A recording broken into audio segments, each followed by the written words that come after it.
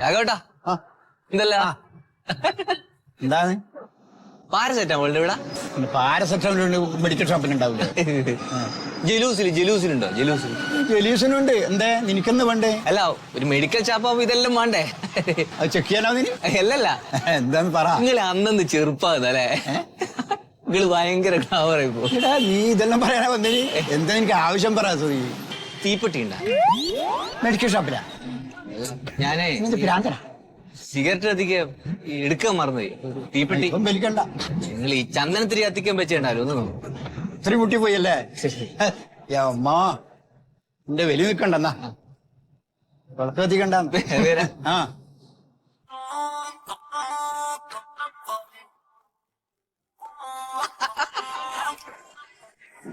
ഒരു തീപ്പെട്ടി മേടിക്കാൻ പറഞ്ഞത് എത്ര സമയമായി? നീ എന്താ തീപ്പെട്ടി ഉണ്ടാക്കാൻ പോയാണ്?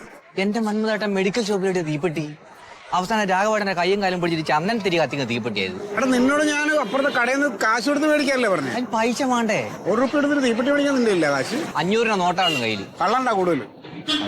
നിങ്ങൾ അമ്മ ടീച്ചറെ പെൻഷൻ വാങ്ങിയിട്ട് നിങ്ങൾ ഇങ്ങനെ അടിപൊളിയായി നടക്കുന്നുണ്ട്. എന്റെ പോലെ എല്ലാരും ഗവൺമെന്റ് ഉദ്യോഗസ്ഥന്മാരൊന്നുമില്ല. ഒരുപാട് നീ കഥ പറയണ്ട കേട്ടോ.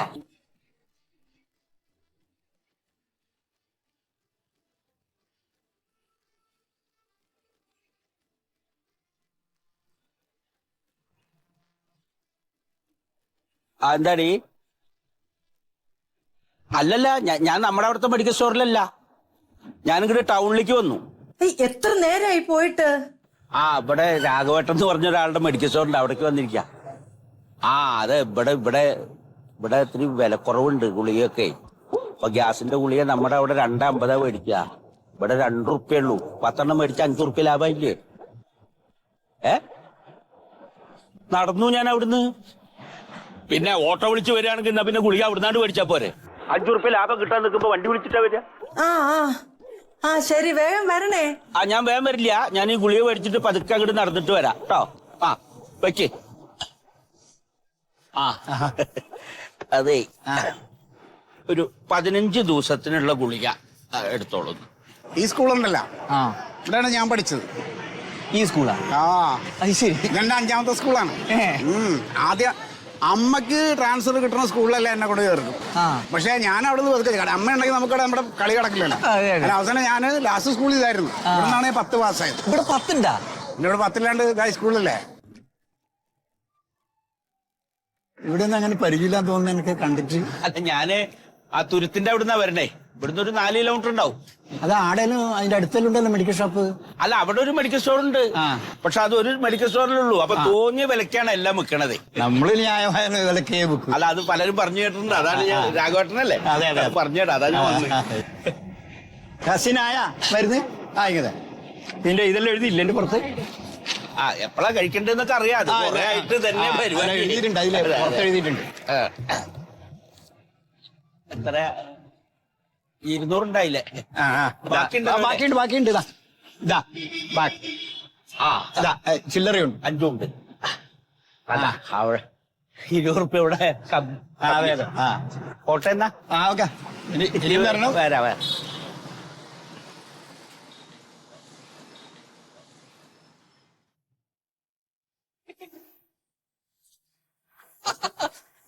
വലിച്ചോ. എന്നിട്ട് അവസാനം പറയണം, മന്മഥേട്ടനാണ് എന്നെ വലിപ്പിച്ചത്. ഇല്ലില്ല, നമ്മൾ പറയണം. നീ പറയും, എനിക്കറിയാലോ.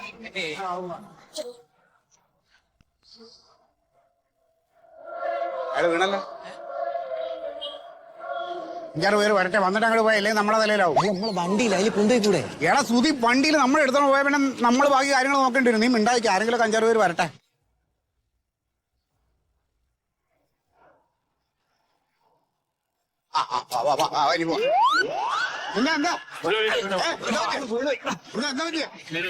നിങ്ങൾ എല്ലാവരും കൂടെ പിടിക്കാൻ ഒന്ന് ഇരുത്താണ്. ഇരുത്ത് വെള്ളം എടുക്കാൻ നോക്കും.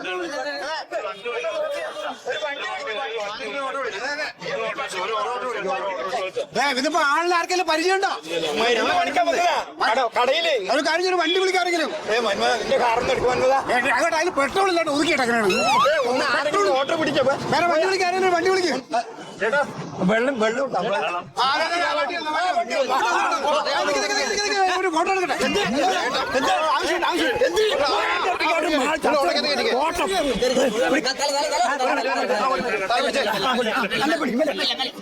സുഹൃത്തുക്കളെ, ഈ ഫോട്ടോയിൽ കാണുന്ന ഈ ചേട്ടൻ ഇപ്പൊ കുറച്ചു മുന്നേ കച്ചേരി നടയിലുള്ള നൈസി മെഡിക്കൽസിന്റെ മുന്നില് പെട്ടെന്ന് കുഴഞ്ഞു വീഴുകയായിരുന്നു. ഇവിടെ നിന്ന് ഒരു ഓട്ടോയിൽ കയറ്റി ഹോസ്പിറ്റലിൽ കൊണ്ടുപോയിക്കണം. പക്ഷെ ഹോസ്പിറ്റലിൽ എത്തോന്ന് അറിയില്ല, അത്രയ്ക്കും സീരിയസ് ആണ്. അപ്പൊ പരിചയക്കാരുണ്ടെങ്കിൽ ഒന്ന് ഇത് അദ്ദേഹത്തിന്റെ ബന്ധുക്കാരെ ആരെങ്കിലും അറിയിക്കുക, അല്ലെങ്കിൽ നിങ്ങൾ ഇവിടെ പ്രദേശത്തുള്ള ഏതെങ്കിലും ഹോസ്പിറ്റലിൽ ഒന്ന് ബന്ധപ്പെടുകയോ പോലീസ് സ്റ്റേഷനിൽ ബന്ധപ്പെടുകയോ ചെയ്യുക. അപ്പൊ ഞാനിത് പറയാൻ കാരണം വെച്ച് കഴിഞ്ഞാല് നമ്മുടെ ഇവിടുത്തെ മോർച്ചറിയിൽ ഒരുപാട് ബോഡികളാണ് അനാഥമായിട്ട് ഇങ്ങനെ കിടക്കുന്നത്, ആരും പേരും ഇല്ലാതെ. അപ്പൊ ഇത് കണ്ട് പരിചയമുള്ളവര് നിങ്ങൾ ദയവ് ചെയ്ത് എത്രയും പെട്ടെന്ന് ബന്ധപ്പെടുക. അദ്ദേഹത്തിന്റെ അവസ്ഥ ഹോസ്പിറ്റലിൽ എത്തുമെന്ന് എനിക്ക് ഭയങ്കര സംശയമുണ്ട്, കാരണം അത്രയും സീരിയസ് ആണ് പുള്ളിയുടെ അവസ്ഥ. എന്തായാലും ഒരു പൗരന്റെ നിലയിൽ ഞാൻ എന്റെ കർത്തവ്യം അറിയിച്ചെന്നുള്ളൂ. അപ്പൊ എല്ലാവർക്കും നല്ലത് വരട്ടെ. ശുഭദിനം. എന്താണ് ഈ പറഞ്ഞത്? അത് അങ്ങനെ സീരിയസ് ഒന്നും ഇല്ല. നീ പറഞ്ഞാൽ മതിയാ, അറ്റാക്കാണ് അറ്റാക്ക്. അവിടെ ആശുപത്രി എത്തൂല. മയമ്മാടെ പറയാ മയ എത്ര മയുള്ളൂ? ബാ.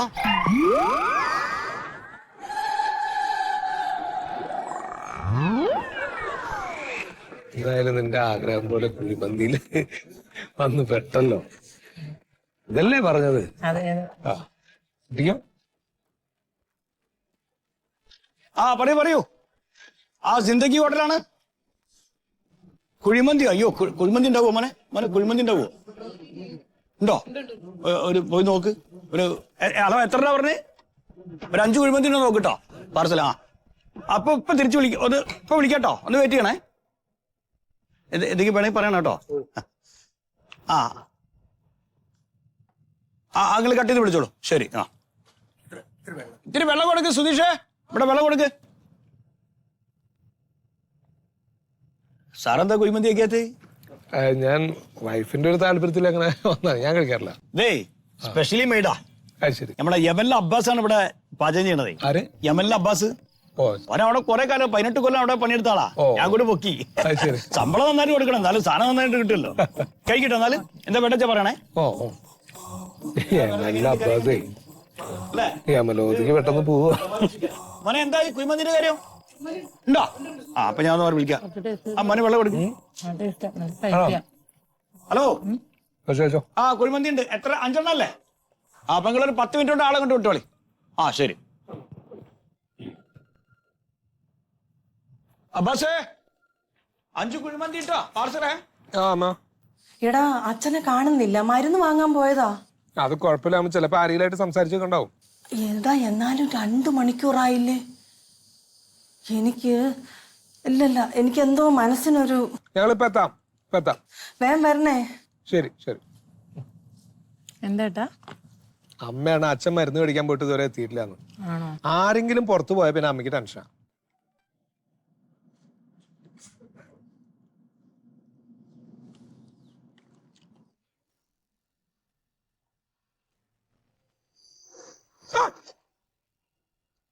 എന്തുപറ്റി ചാന്തു?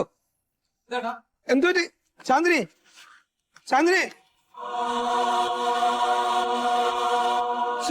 ഭക്ഷണം കഴിച്ചോണ്ടിരിക്കുമ്പോ വീണെന്നേ. ചാന്തു. ഹലോ. എന്താ കുഴിമന്തി കഴിച്ചിട്ടായിരിക്കും. ആൾക്കാർ കഴിച്ചല്ലേ? നോക്കിയെന്ന് അബ്ബാസിനോട് കാർ എടുക്കാൻ പറയും. ആശുപത്രി കൊണ്ടുപോകലോ. ഒരു വണ്ടി വിളിക്കും.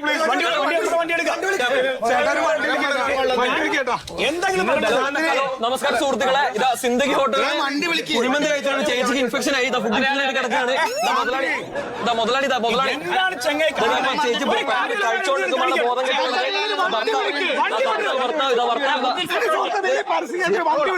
മുതലാളി ഇതാണ് മുതലാളി. പെട്ടെന്ന് കഴിച്ചോണ്ടിരിക്കുമ്പോൾ സംഭവിച്ചത്. ആൾക്കാരൊക്കെ പ്രതിഷേധിക്കുന്നുണ്ട്. കഴിച്ചോണ്ടിരിക്കുമ്പോൾ പെട്ടെന്ന് പറ്റിയത്. സിന്ദഗി ഹോട്ടൽ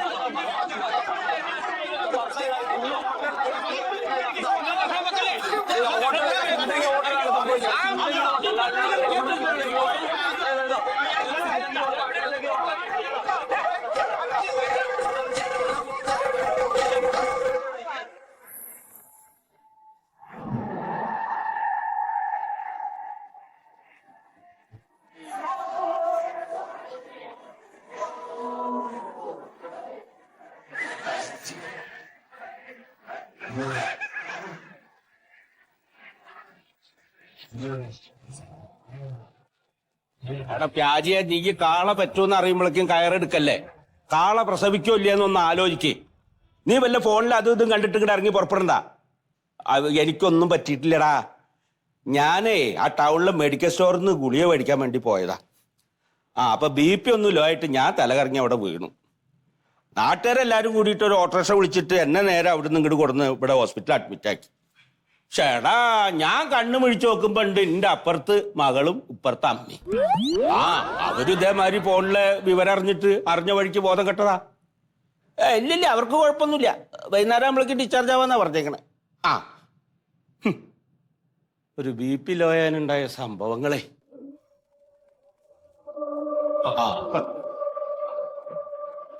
ഇയാള് പറഞ്ഞൊക്കെ നേരാണല്ലോ അല്ലേ? ഇയാളെന്താ പറഞ്ഞേ? ഇയാളെ ഹോട്ടലിൽ നിന്ന് ഭക്ഷണം കഴിച്ചിട്ട് ഭക്ഷ്യവിശ്വാസമായിട്ടാണ് ഇവിടെ കിടക്കുന്നതല്ലേ പറഞ്ഞത്? സത്യതാണോ? BP കൂടിയിട്ടല്ലേ മോളെ? അല്ലേ? അതെ, ഡോക്ടർ പറഞ്ഞ അങ്ങ് അറിഞ്ഞു. അല്ലാതെ ഇതിന്റെ നഷ്ടം മുഴുവൻ ഉണ്ടായത് എനിക്കാണ്. കഴിഞ്ഞ 10-20 കൊല്ലം ഗൾഫിൽ പോയിട്ട് അധ്വാനിച്ചുണ്ടാക്കിയ പൈസ കൊണ്ടാണ് ഞാൻ ആ ബിസിനസ് തുടങ്ങിയത്. ഇത്രയും കാലം ഒരു ചീത്തപ്പേര് എന്റെ ഹോട്ടലിൽ ഉണ്ടായില്ല. ഇന്നത്തോടെ അതൊക്കെ കഴിഞ്ഞു. ചേട്ടൻ നിങ്ങൾ എന്താ ഈ പറയണേ? ഭക്ഷണം കഴിച്ചോണ്ടിരിക്കണ എന്റെ ഭാര്യ തലകറങ്ങി വീണ പിന്നെ ഞാൻ എന്താ പറയാ? അപ്പൊ നിങ്ങൾ പറഞ്ഞല്ലോ അത് ഇതുകൊണ്ടാണ് സംഭവിച്ചത്. നിങ്ങൾ പറഞ്ഞില്ലേ? അല്ലെ, എനിക്ക് അങ്ങനെ തോന്നി. അല്ലാതെ എങ്ങനെ വേറെ എന്താ എനിക്ക് തോന്നേണ്ടത്? സത്യത്തിൽ ഇപ്പൊ അവിടെ അത് പറഞ്ഞപ്പോ കുറച്ച് ആൾക്കാർ ബഹളം ഉണ്ടാക്കി. വേറെ കുഴപ്പമൊന്നും ഞാൻ കണ്ടില്ല. അത് മാത്രമല്ല ഉണ്ടായത്. ഒരാള് വീഡിയോ എടുക്കണ നിങ്ങൾ കണ്ടിരുന്നോ? അയാൾ വീഡിയോയിൽ സോഷ്യൽ മീഡിയ മുഴുവൻ വൈറലാക്കി. എന്റെ ഹോട്ടലിൽ കുഴിമന്തി കഴിക്കുമ്പോ ഭക്ഷ്യവിഷബാധയായിട്ട് ഒരു പെണ്ണ് മരിക്കാൻ പോകുന്നു പറഞ്ഞിട്ട് ഹോസ്പിറ്റലാക്കി എന്ന് പറഞ്ഞിട്ട്. അതിന് ചേട്ടൻ ആൾക്കാർ വന്നിട്ട് ഹോട്ടൽ കണ്ട് തല്ലി പൊളിച്ച് ഇന്നെ ഓരോരുത്തർ കൈകാര്യം ചെയ്ത്.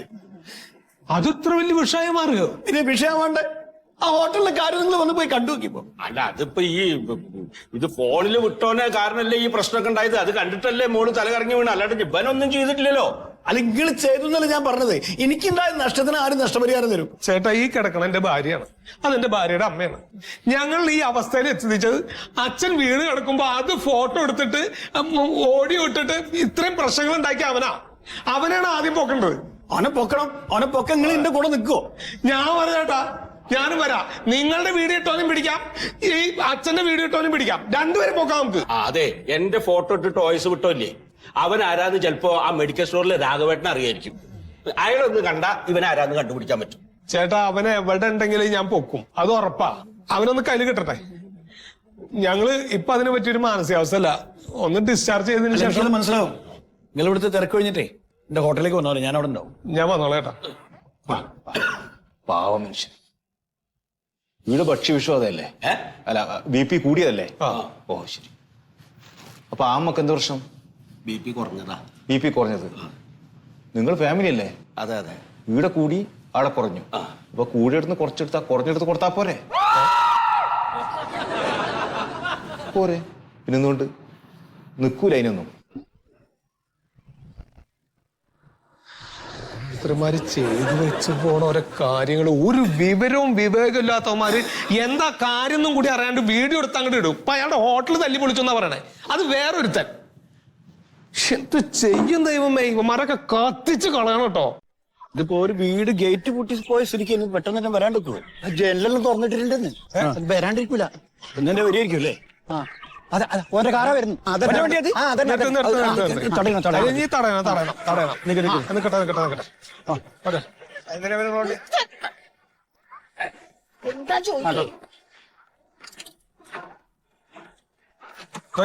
ഇറങ്ങിയ പുറത്തിറങ്ങി എന്റെ കടയുടെ മുമ്പ് ഒരാൾ കുഴഞ്ഞു വീണപ്പോ നീ ഫോട്ടോ എടുത്തിട്ട് ഫേസ്ബുക്കിൽ ഇട്ടില്ലേ? അത് വലിയ കുഴപ്പമായിട്ടായില്ലേ? ആള് മരിച്ചാ? ഇയാളെ ആളെ കൊല്ലാൻ നടക്കാണോ? എടാ, വീണ ആളാരെന്നറിയോ? എന്റെ ഭാര്യയുടെ അച്ഛനാണ്.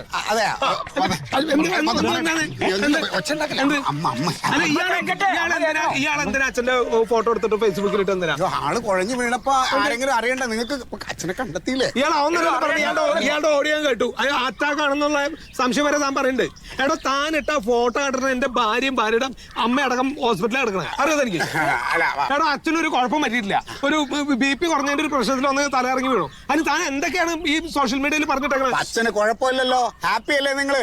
ഞാനൊരു സഹായം ചെയ്തല്ലേ ഉള്ളൂ. അയാളുടെ ഭാര്യ അമ്മ ഹോസ്പിറ്റലിൽ കിടക്കുക. എന്റെ ഹോട്ടലിൽ പൂട്ടി പോയി. പിന്നെ അതായത് ഇയാൾ സഹായിച്ചു എന്ന് പറഞ്ഞാൽ എന്ത് സഹായിച്ചു? തനിക്ക് വണ്ടി ഉണ്ടായിരുന്നല്ലോ, താൻ വണ്ടി എടുത്തൊന്ന് ഹോസ്പിറ്റലിൽ കൊണ്ടുപോയി അച്ഛനെ. ഞാൻ പറഞ്ഞൊന്ന് വണ്ടി എടുത്തിട്ട് കൊണ്ടുപോകാം. അപ്പൊ ഈ വണ്ടി എടുക്കില്ലാന്ന് പറഞ്ഞല്ലോ. എന്താണ് ഒരാള് വീണ് കിടക്കുമ്പോ ആശുപത്രി പോകട്ടെ? അതൊന്നല്ല, ഇവർക്കൊക്കെ ഫേമസ് ആവണം. ചേട്ടാ ആശുപത്രി കൊണ്ടുപോകാൻ ഒരുപാട് പേരുണ്ടായിരുന്നു. ഫോട്ടോ എടുത്ത് ഇതിടാൻ ഞാൻ മാത്രമേ ഉള്ളായിരുന്നു. ഒരു കാര്യം ഞാൻ പറഞ്ഞുതരാം. എന്റെ ഹോട്ടലിൽ ഒരുപാട് നാശനഷ്ടങ്ങൾ സംഭവിച്ചിട്ടുണ്ട്. അത് അതിന്റെ പരിഹാരം ഈ ചെയ്യണം. ഞാൻ എന്ത് പരിഹാരം ഉണ്ടാക്കാന്ന്? പിന്നെ എന്ത് പരിഹാരം? ഞാനെന്ത് നിങ്ങളുടെ ഹോട്ടൽ ഞാനിവിടെ ഒരു ബന്ധമല്ലല്ലോ. എടാ എന്റെ ഹോട്ടലിലാണ് ഇവരെ ഭാര്യ തലയിറങ്ങി വീണത്. എടോ അതിന് ഞാൻ നിങ്ങളുടെ ഹോട്ടലിന്റെ ഫോട്ടോ എടുത്തൊന്നും ഇട്ടിട്ടില്ല. ഞാൻ ഇദ്ദേഹത്തിന്റെ അച്ഛന്റെ എടുത്തിട്ടതല്ലേ ഉള്ളൂ. എടോ താൻ ഇട്ട ഫോട്ടോന്റെ ഫോട്ടോ കണ്ടിട്ടുള്ള വിഷമത്തിലാണ് എന്റെ ഭാര്യ തല. നിങ്ങൾ ഒന്നും മിണ്ടാതിരിക്കുക. എന്താ ഞാൻ ചെയ്തോളാം. അമ്മ ആവശ്യമുള്ളതും ചെയ്യണ്ട. നിങ്ങൾ കേസ് ഇയാൾക്ക് എന്താ കുഴപ്പം? നിങ്ങൾ കേസ് കൊടുക്കുക. എന്റെ അമ്മ അങ്ങനെ കാശ് നഷ്ടപരിഹാരം കിട്ടാൻ ഇയാൾ കേസ് കൊടുത്ത് കോടതിയിൽ നിന്ന് വാങ്ങിച്ചോ. എന്താ ചെയ്യേണ്ടത് ഞങ്ങൾക്ക് അറിയാം. ചുമ്മാ അമ്മ വണ്ടി കയറിക്കാൻ അവരോട് ഈ അമ്മയായിട്ട് താൻ വന്ന് തന്റെ ഭാഗ്യം ഫേസ്ബുക്കിൽ പോസ്റ്റ് ഇടും. അത് കാണാൻ നമുക്ക്. ഇയാളെ അങ്ങനെ